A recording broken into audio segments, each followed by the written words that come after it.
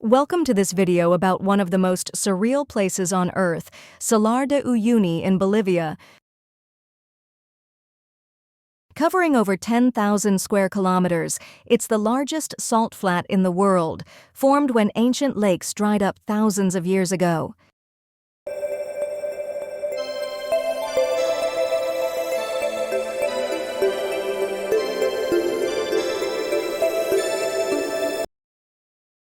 What makes this place truly magical is its transformation during the rainy season.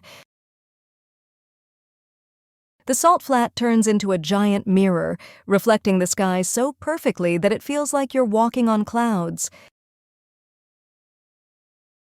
This stunning natural phenomenon is so precise that NASA uses it to calibrate satellites. Beneath the surface lies one of the world's largest lithium reserves, a key component in powering our electronics and electric vehicles. Salar de Uyuni is also home to unique islands like Isla Incahuasi, where you'll find cacti that are over 1,000 years old. At night, the salt flat becomes a stargazer's paradise, offering breathtaking views of the Milky Way. Tourists flock here to take incredible photos that play with perspective, creating fun and mind-bending illusions.